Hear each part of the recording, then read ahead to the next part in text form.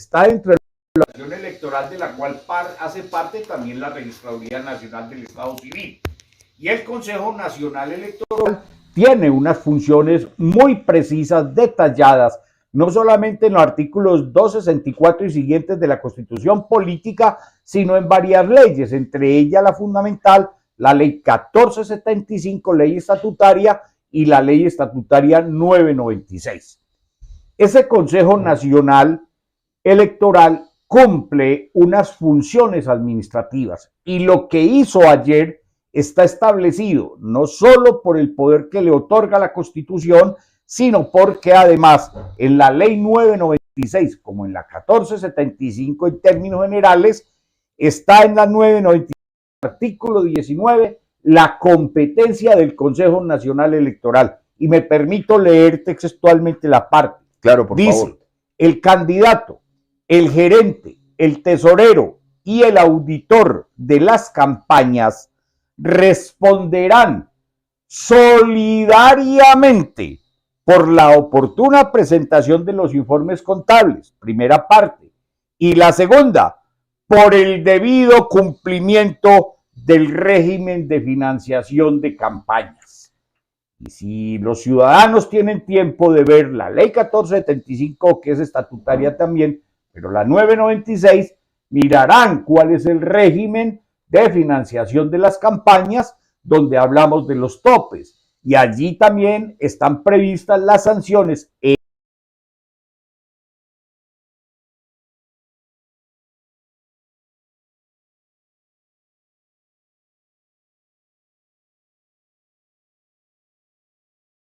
en el pronunciamiento que hizo Lorduy, el consejero Lorduy, fue claro en señalar específicamente al candidato también dentro de este proceso que está adelantando el CNE. Correcto. Y ayer, en primer lugar, colocaba en mi red social de Twitter, colocaba justamente que es que nos está pasando que no sabemos leer. Y aquí revolvemos peras con manzanas. Y tampoco sabemos oír, ¿no? Es que no es que no sepamos oír. Oímos mucho, pero escuchamos poco. De acuerdo. Y vemos mucho, pero miramos poco.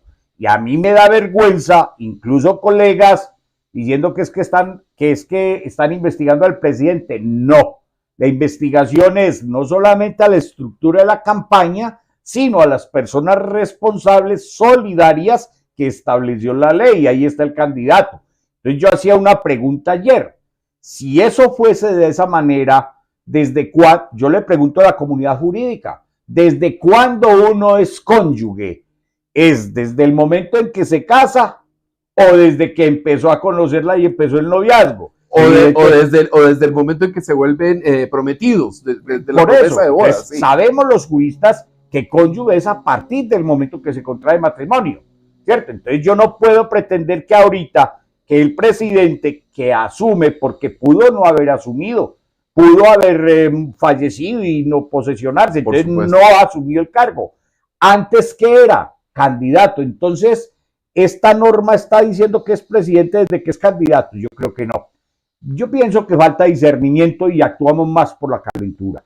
Yo estoy absolutamente seguro, y lo dijimos también en todo nuestro archivo que tenemos personal, profesional y del equipo, lo tenemos y lo dijimos. Aquí va a terminar lo del Consejo Nacional Electoral, termina a lo máximo con una multa, que es la que establece el artículo primero de la Ley 996 y que fue además avalado en el examen de constitucionalidad del proyecto de ley estatutaria 996, avalado por la Corte Constitucional en la sentencia C-1153 de 2005, si mal no recuerdo.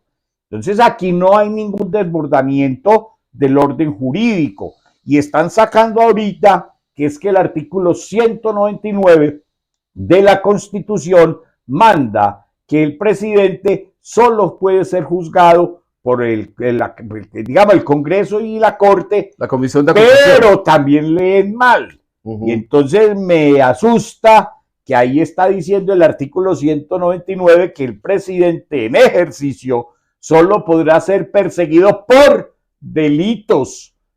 Y el señor Petro cuando era candidato, para específicamente lo que estoy diciendo, efectos de topes, esa conducta se le están endilgando cuando apenas era candidato. Pero viene la perspectiva distinta. Mire, ¿será que los candidatos presidenciales que no resultaron elegidos y violaron topes no podrán ser investigados? Claro que pueden ser investigados. Usted no lo eligieron, pero violó los topes. Eso dice la ley. La ley no hace excepción. Y se pudo haber investigado a Federico Gutiérrez o a Rodolfo Hernández en su campaña como ciudadanos, porque el candidato es un ciudadano común y corriente que no representa ningún fuero, porque es que el fuero presidencial es una representación de la institución, no de una persona. Ahí va otra cosa. Entonces yo quiero acotar. Si alguien cree que puede denunciar por violación de tope la campaña de Federico o puede denunciar a la de Rodolfo Hernández, aún puede hacerlo, porque es que ahí no operan unos tales 30 días que han estado hablando. Sí, ¿de qué se trata eso? Esos 30 días es una caducidad, un término de caducidad que impuso la ley para el Consejo Nacional Electoral, cuando él olfatea o alguna cosa, pero aquí lo que ha ocurrido, ese procedimiento administrativo se echó a rodar por cuenta de los ciudadanos que lo denunciaron, y entonces allí la misma 1153 dice que no puede haber término de caducidad y todavía estamos en tiempo.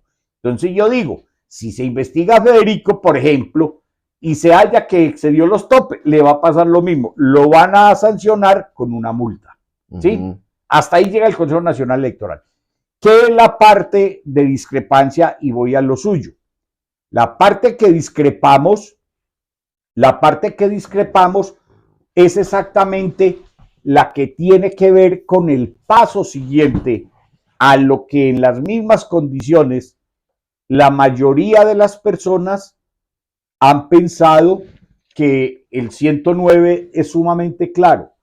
Leyéndolo es sumamente claro, pero no es una norma que en un Estado democrático, de derecho democrático y participativo se vaya a aplicar a rajatabla.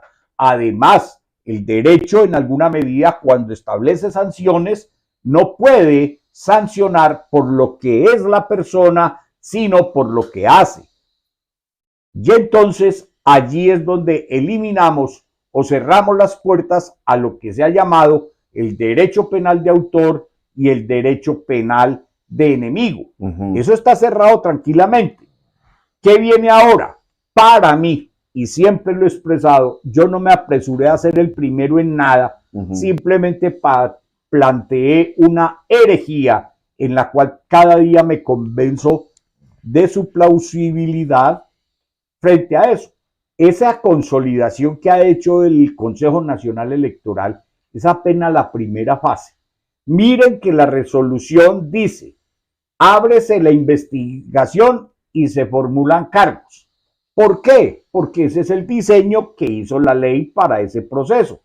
¿Qué va a pasar ahora? Se le notifica al gerente, el señor Roa, se le notifica al candidato que hoy es presidente, pero que es un acto separado, se le notifica a la tesorera y se le notifica a los auditores.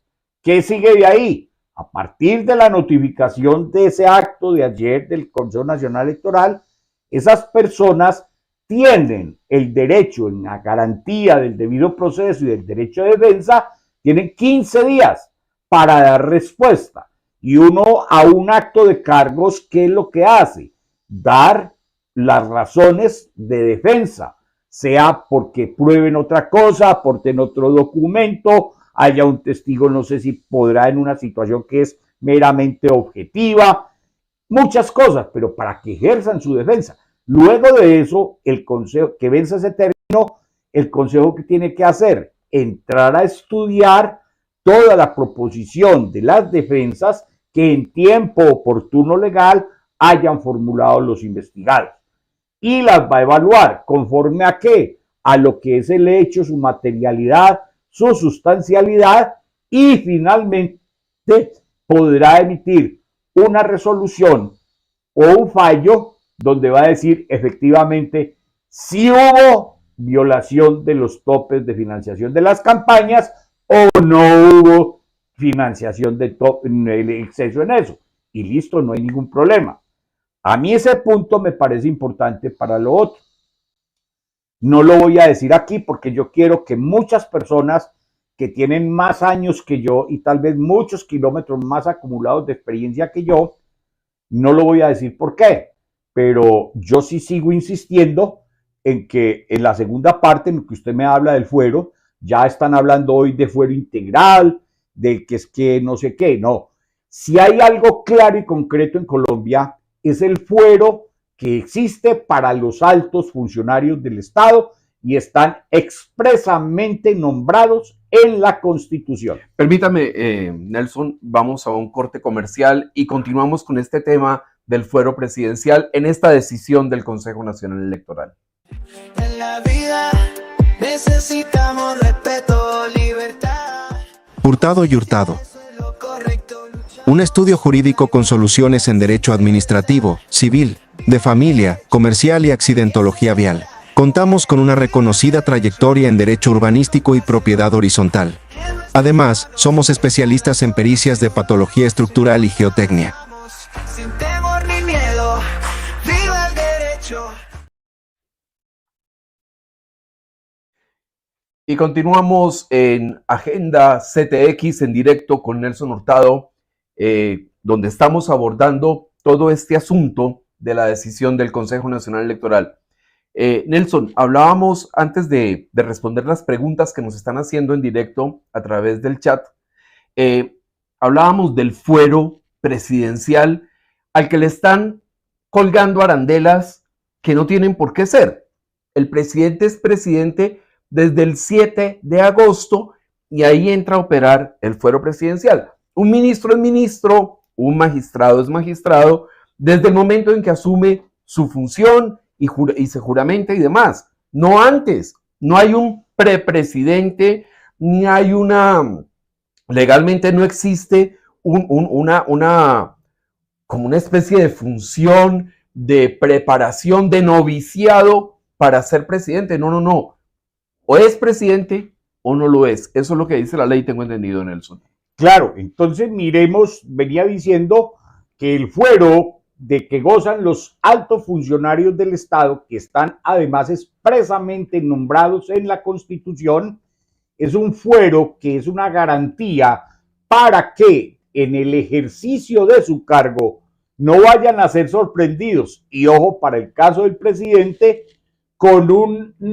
sorprendidos con un acto que perturbe el libre ejercicio de sus funciones. Hablaríamos de golpe de Estado. Y en el caso concreto acá, el señor presidente tiene que entender, y toda la comunidad de juristas aspiro que se unen, es mucha la literatura que hay, no solamente en Colombia, sino en la doctrina universal y además más específicamente en los compendios que tiene la CIDH de no sé dónde, ¿cierto? El fuero es institucional, porque lo que hay que preservar es justamente la dignidad de la institución. Y la dignidad de la institución no se protege protegiendo a un sujeto que en un momento puede cometer actos de mala conducta, de indignidad, de cualquier cosa que lesione esa imagen de la institución. Es que una cosa es la decisión que está legislada de el fuero presidencial. La inmunidad es una cosa y otra muy distinta es una impunidad frente a alguien que cometa delitos, fechorías o que viole la ley. Pongámoslo en esos términos. Usted lee mi pensamiento. Justamente iba a decir que si uno hace abstracción o ignora todo lo que he comentado frente a la dignidad presidencial, no la del presidente, porque él es el que tiene que honrarla con su conducta como servidor público. Si íbamos en el que está comentándose ahora, prácticamente ayer, lo que salió a flote es que lo que está persiguiendo con ese criterio de fuero integral no solamente es inmunidad, sino inmunidad-impunidad. Lo hemos dicho en otros referentes. Aquí pienso y estoy dispuesto a seguirlo reiterando y llevarlo al debate que sea. Aquí estamos pensando el derecho solamente dentro del texto de un artículo, de una ley o de un inciso. No, las cosas del derecho están más allá de lo que dice el texto legal. Y aquí tienen que confluir muchas cosas para cerrar este punto. Mire, estamos en un Estado social democrático, de un Estado social de derecho democrático y participativo. Eso conlleva a que en el contexto mundial hay unos principios nuevos que son el de la democracia expansiva, es decir, todos los días debe ampliarse los escenarios, los contextos para que sea democrática la vida. Segundo, está el principio que he mencionado muchas veces, pro electoratem. Está el principio de libertad de elegir y ser elegido. En fin, todo eso entonces quedaría reducido a rajatabla con la aplicación de un texto frío de una norma. Y eso es lo que hay en el fuero. En el fuero presidencial se están haciendo equivalentes a eso, que es en final lo que no permite que el señor se aferre como si fuera un fuero, una inmunidad intuito person, en consideración personal a él, el principio sobre todo la igualdad. Si hubo rompimiento del equilibrio que se prevé en la ley de los topes de financiación, allí se rompió el derecho fundamental a la igualdad. ¿De quién? No solamente de los otros candidatos, que es en principio la previsión de la ley, sino también de los conciudadanos. Y entonces vamos a lo esencial. Mañana o pasado mañana, entonces vamos a otras elecciones. Cualquiera empieza la campaña antes del tiempo legal y dice, no, eso fue un evento privado que me hicieron en Barranquilla con una N muy grande. Y eso no está dentro del término de los actos de campaña, que es de 4 meses. Yo pienso que allí están midiendo, como están midiendo el fuero, con un rasero, con C y con S, doble rasero, lo están midiendo con regla. Es que es la sustancialidad de lo que hay que evaluar, con un problema mucho más grave. Y vuelvo a lo que no quisiera todavía referirme. Vuelvo al 109. El 109 textualmente es una norma clara. Nosotros los abogados, los que escarminamos, buceamos en el fondo de esa norma, encontramos, y vuelvo y lo digo, ya lo he dicho muchas veces, la ley 996, el legislador no podía cambiar ni el texto ni el sentido del mandato constitucional. Y vuelvo y lo reitero con el respeto por todos los maestros constitucionalistas.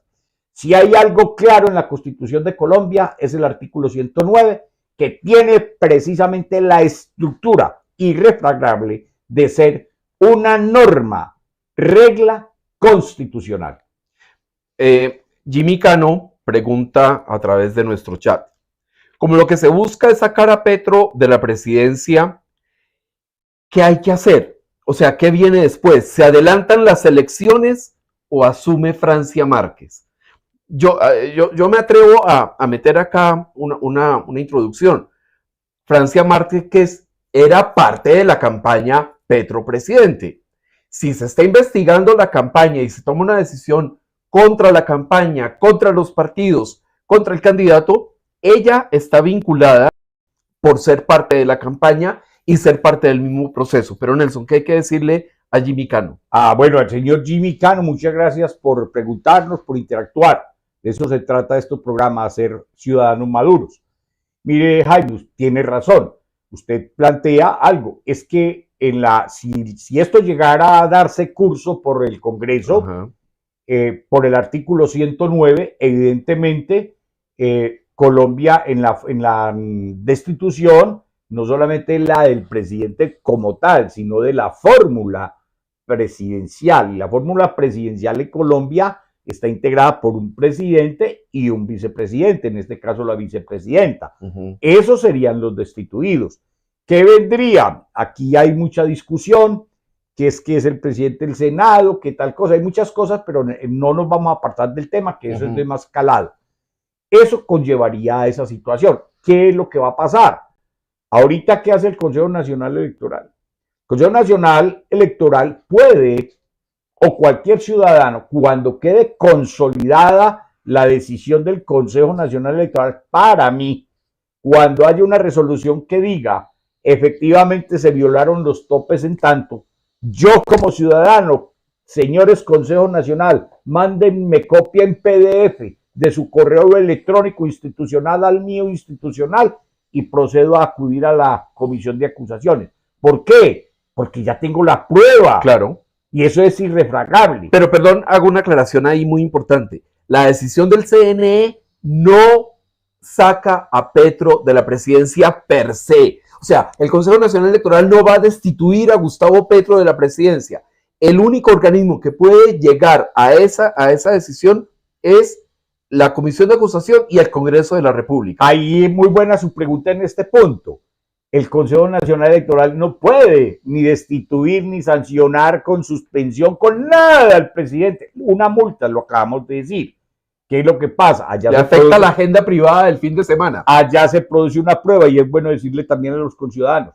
Si estas personas llegaran a ser sancionadas finalmente por el acto de sanción, que diga sí hubo exceso, ellos además tienen recursos, pero además tienen el derecho a que esa decisión del Consejo Nacional Electoral es demandable, es justiciable ante el contencioso administrativo, es decir, ante el Consejo de Estado. Y el Consejo de Estado, por disposición legal, tiene que darle trámite de preferencia a esa decisión.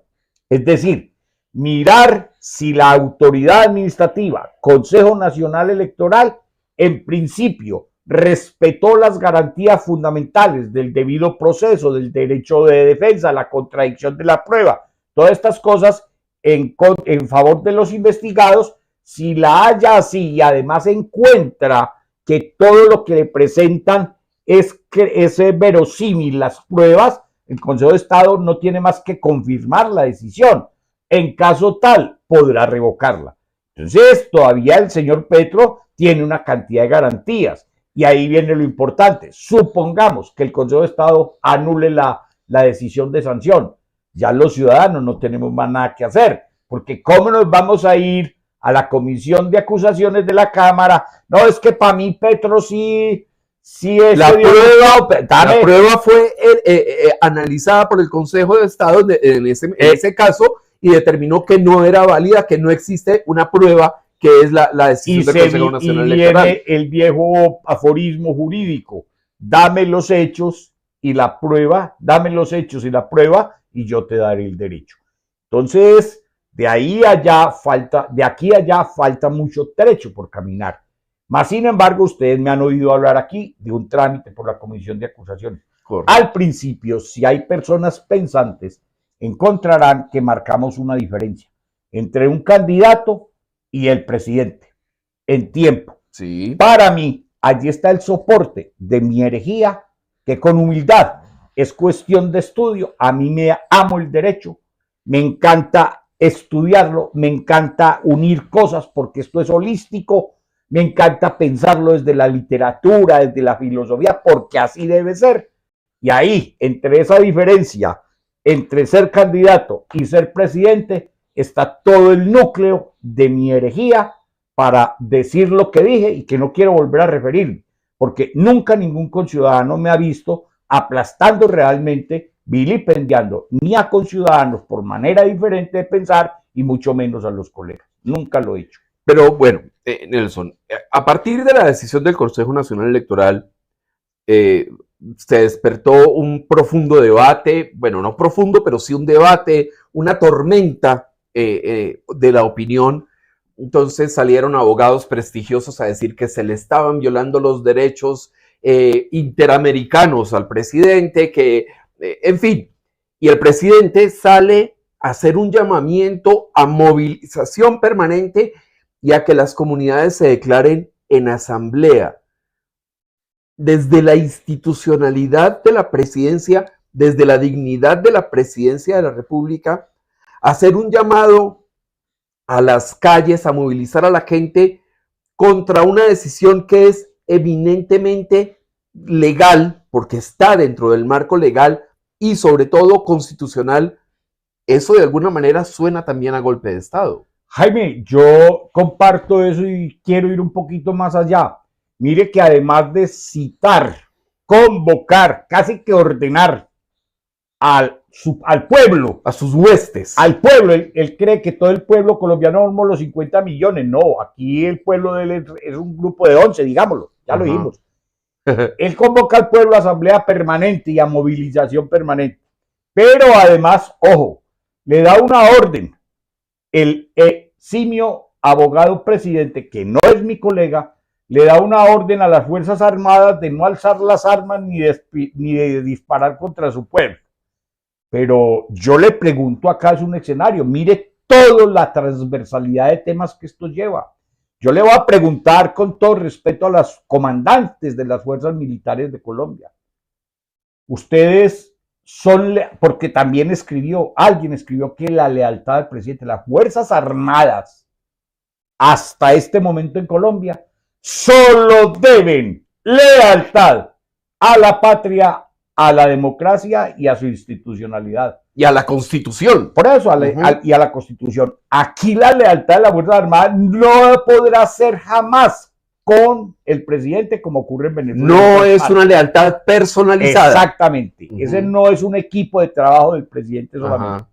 Y además, si eso fuera simplemente un argumento vano, veleidoso, yo le pregunto a los comandantes, ¿cuál es el mandato finalístico, claro, determinado, contundente, sin asomo de duda, sin lugar a interpretación distinta que les imponen los artículos 216 y 217 de la Constitución Política de Colombia? Entonces, en esa transversalidad de estas cosas, es evidente, en mi sentir, y otra vez en el carril, para mí, en esas actitudes hay actos que podrían calificarse de mala conducta del presidente en ejercicio del cargo. Es que, permítame. Espérame rondear. Bueno. En ejercicio del cargo. Ojo, ¿qué está diciendo ayer? Lo está diciendo en ejercicio del cargo como presidente. Claro.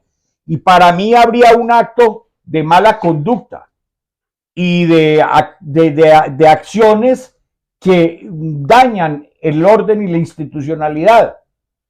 Por esos actos de ayer, ejercidos o dichos o ejecutados como presidente, se abriría el camino al juicio político por indignidad en la Cámara de Representantes y hasta el Senado. Pero no por la violación de topes, sino por los hechos ocurridos ayer. Yo no quiero hablar más sobre eso, pero es mire, que le estoy marcando ya dos diferencias. No, es que una cosa es presidente y una cosa es candidato y otra es presidente. Claro. Y otra cosa es yo estar aquí con toda la confianza de una institucionalidad, de un pueblo, y salir a contravenir la Constitución y la ley. Es que es muy grave lo que ese análisis que está haciendo es sumamente grave, porque de un lado está convocando a una insurrección y de otro lado está dando la orden a las Fuerzas Armadas encargadas del control de las insurrecciones de quedarse quietos en sus cuarteles o en sus estaciones de policía para no controlar esa insurrección.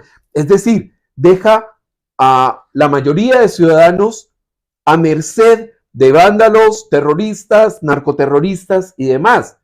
Eso es lo que usted está diciendo, y eso habría que analizarse en la declaración de ayer, habría que analizarse a la luz de la Constitución, de la ley y del Código Penal.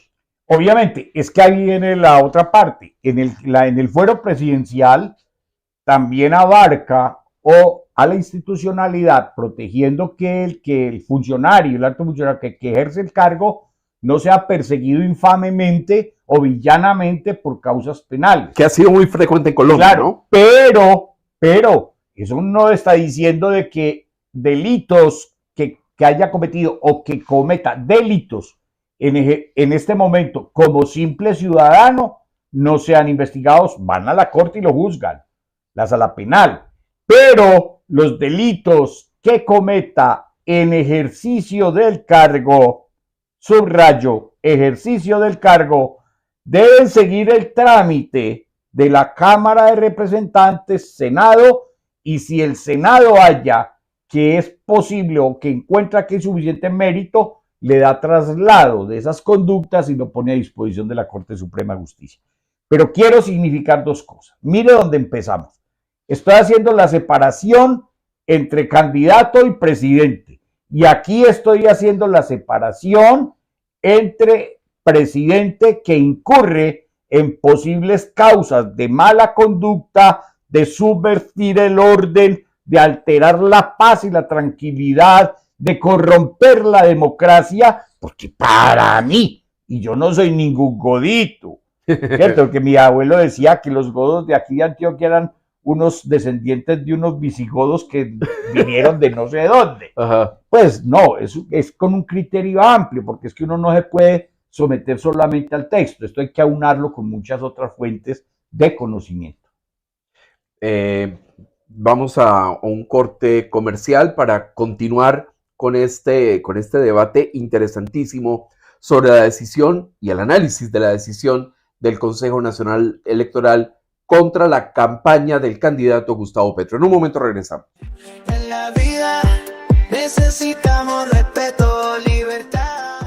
Hurtado y Hurtado.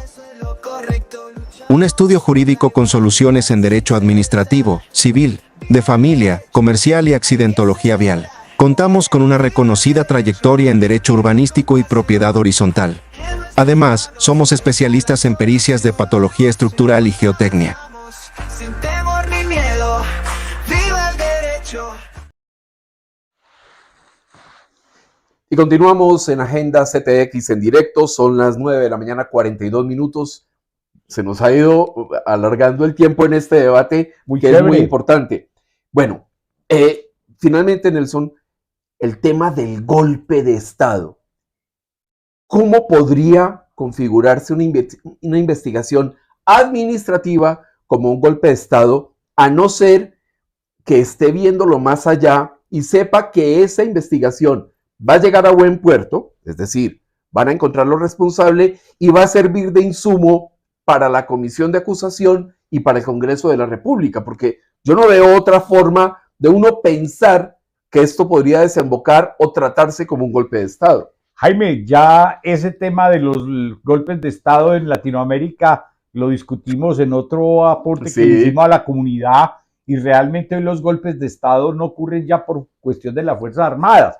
Un golpe de Estado simulado, fallido, que era la intención, fue el último de este señor en Bolivia. Sí. Este también está convocando a eso porque les gusta es el show. ¿Y el show a qué conduce? A subir popularidad. Ya las huestes están alborotadas, ¿cierto? Y una hueste, un solo individuo creando caos puede generar más caos que 100 personas reunidas pensando en lo plausible, ¿cierto?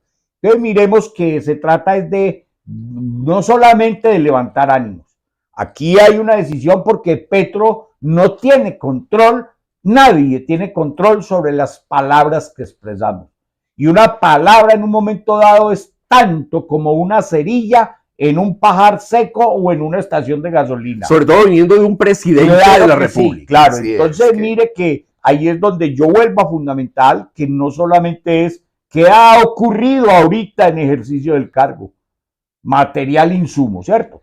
Entonces, golpe de Estado no lo hay, aunque cuando hablamos del tema, refiriéndonos a alguien que yo admiro mucho, Pérez Liñán, hablaba de cómo los modernos golpes de Estado se pueden dar por uno de los tres poderes, por el mismo presidente, autogolpe, por cualquiera de las otras ramas del poder público, legislativa o judicial, o combinadas, ¿cierto? Se amangualan para decir, hagamos un golpe de Estado. Eso tiene otra mecánica.